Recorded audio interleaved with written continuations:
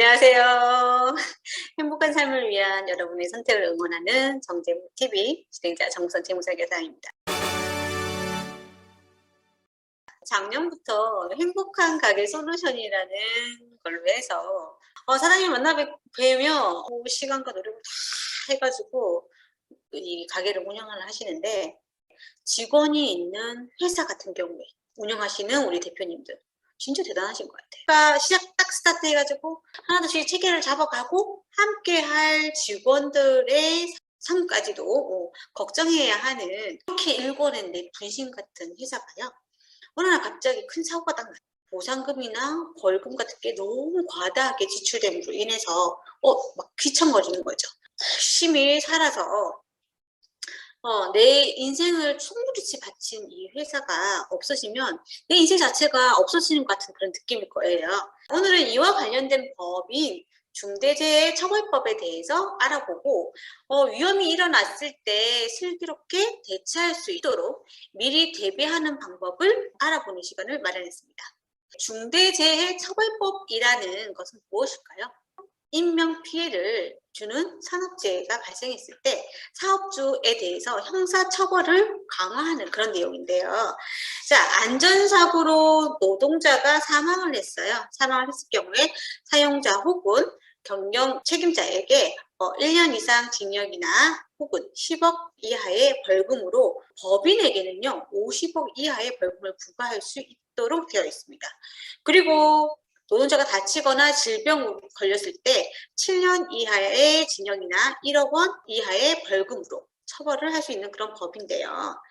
자, 지금 현재는 50인 이하의 사업장, 근데 건설업은 공사 금액이 50억 이하인 경우에는 요 해당 법이 적용이 되고 있고요. 2024년 1월 27일부터는 5인 이상 확대를 할 예정이기 때문에 지금 미리 대비를 해놓는 것이 좋겠죠. 그러면 중대재해란 무엇일까? 자, 사망자가 한 명이거나 혹은 동일한 사고로 6개월 이상 치료가 필요한 부상자가 2명 이상 발생했을 경우, 그리고 동일한 유해 요인, 급성 중독 등 직업적인 질병자가 1년에 3명 이상 나오면 처벌이 된다고 합니다. 근데 기업이 그 위반 사항을 방지하기 위해서 해당 업무에 관해서 상당한 주의와 감독을 게을리하지 아니한 경우에는 벌금을 부과하지 않는다는 규정이 되어 있어요. 그래서 대비가 필요한 거죠. 그러면 산업재해는 어디까지 인정될까요? 회식 다음 날 숨진 은행 센터장, 법적으로는요 실적 압박으로 업무상 재해, 그리고 법원에서는 고개 숙여 일하다 생긴 목 디스크는 업무상 재해, 점심 먹다가 복귀해서 사고가 났어요, 업무상 재해. 신문 기사의 타이틀로 나온 거예요. 조금 더 자세한 내용은 법적인 부분, 산업재해보상보험법이라는 게 있는데 조항을 보면은 자세하게 알 수 있겠죠. 법장은 이렇습니다. 네. 산재 보장의 범위는 확연하게 달라진 부분이 있어요. 출퇴근 시에 발생하는 사고를 재해로 인정한다 들어가 있고요. 그리고 예전에는 산재 보상을 청구할 때요 사업주의 증명이 필요했습니다. 그런데 부득이한 사유로 증명을 생략할 수도 있다라고 되어 있어요. 그래서 현재는 근로자가 직접 청구가 가능해졌습니다. 예전에는 산재가 났어요. 근데 회사는 이 산재를 처리를 하면은 불이익이 좀 있거든요.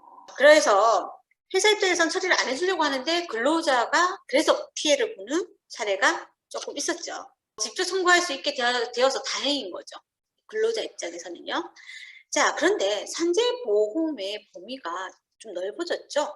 그래서 그 사장님에 대해서 악감정이 좀 있으신 분들 같은 경우는 이걸 오용할 수 있는 가능성이 있는 거죠. 재해 사고가 나면 사업주들은 힘들어져요. 일차적으로 산업재해가 딱 나오면은 산재보험료가 탁 올라갑니다. 인상이 되죠. 이렇게 사고가 남으로 인해서 보상을 해야 되죠. 위로금 줘야 되죠. 네. 이렇게 돈이 나가게 되면 현금이 없어져 유동성이 저하되죠. 이름으로 인해서 경영에 차질이 빚어질 수도 있습니다. 경영에 차질이 빚어질 수도 있고요. 특히나 민사소송으로 시간이라든지 자금이 낭비가 되는 경우도 있고. 근데 솔직히 소송에서 이긴다 해도 남는 장사는 아니에요. 사장님 입장에서는. 왜냐하면 직원이 사고가 나서 민사소송을 했어. 근데 이 직원이 진짜 100%좀 많이 잘못했어. 사고가 났어.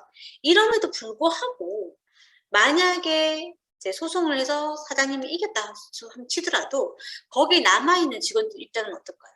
이 회사는 나를 지켜주지 않겠네를 신뢰도가 잃어버리는 거죠. 그래서 집 이탈이 돼서 업무에 차질을 잇는다든가 과도하게 퇴직금이 지급돼야 된다는 어려움이 여러 가지 복합적인 어려움이 생길 수밖에 없어요. 그래서 이렇게 원활하게 처리를 위해서는 산업재해에 대한 위험 대비가 필요한데요. 이 방안 중에 하나가 직원들의 단체보험에 가입하는 겁니다. 근데 단체보험을 가입하는 데 있어서 잘 활용하는 3가지 방법을 안내해 드리려고 해요. 첫 번째는 원래의 목적이 산업재해 리스크 대비하는 것이죠. 산업재해 발생했을 때 유족 보상금이라든지 그다음에 위로금 등 막대한 자금이 도달하는 데 사용하시면 되는 거고요. 그리고 두 번째는요. 회계적으로 납입보험료의 사업비에 대한 부분은 경비 처리가 가능합니다. 그래서 경비를 처리해서 법인세를 절세하는 방법을 이용하시면 되겠고요. 자, 그리고 마지막으로 3번째는요. 환급부 단체보험을 가입하시면 만기 시에 수령되는 만기환급을 가지고 사업장을 확대한다거나 혹은 기타 투자 자금으로 활용이 가능합니다. 혹은 우리 직원들의 퇴직금, 임직원의 퇴직 재원으로도 활용할 수 있겠죠. 산재 사고가 딱 났을 경우에는 보험금과 위로금을 주는 것도 솔직히 자금적으로 엄청 압박이 올 수 있잖아요. 그런데 중대재해처벌법에 의해서 벌금까지 내야 된다 하면 진짜 이중고통이죠. 중대재해처벌법을 슬기롭게 대처할 수 있는 방안은 기업이 안전을 위해서 업무에 관련된 상당한 주의와 그리고 감독을 게을리하지 않았을 경우에 벌금을 부과하지 않는다는 규정이 있다고 말씀드렸잖아요. 규정이 있어서 이게 있기 때문에 사고가 덜 날 수도 있는 부분이라고 저는 생각을 해요. 그리고 첫 번째 방법은요.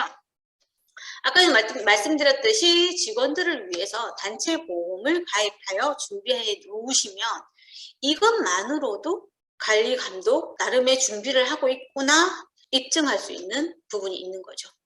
그리고 두 번째로는 여러 가지 안전교육이라든지 안전교육을 철저하게 하고 해당 자료들을 잘 비치해 놓고 그리고 매번 직원들에게 하면 좋겠죠. 이런 법이 나온 이유가 솔직히 사장님들을 골탕 먹이려고 법이 나오진 않겠죠. 우리 사회에 안전 불감증이라는 얘기 많이 하잖아요. 미연의 사고를 조금 방지하기 위한 왜냐하면 사고가 나면 아주 크게 나면 한 가정에 무너지고 특히나 가장의 무너짐으로 인해서 어떻게 된다? 한 가족의 행복이 송두리째 날아가는 거기 때문에 지금 어떻게 보면 준비를 해놓으면 차후에 내 사업장에 사고가 안 나면 더 좋잖아요.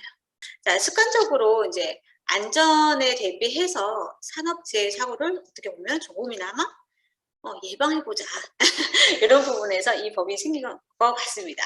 자, 그래서 오늘 내용 정리를 해보면요. 첫 번째, 중대재해처벌법이란 내용과 두 번째, 산업재해의 범위에 대해서 알아봤고요. 그리고 세 번째는 단체보험의 3가지 활용 방법에 대해서 알아봤고요. 네 번째는 중대재해처벌법을 슬기롭게 대처하는 방안에 대해서 안내해 드렸습니다. 다음 주에는 최근에 시장 상황이 조금 악화됐죠. 주식시장 상황이. 주식 투자 초보자분들 마음이 막 아프실 거예요. 그래서 준비했습니다.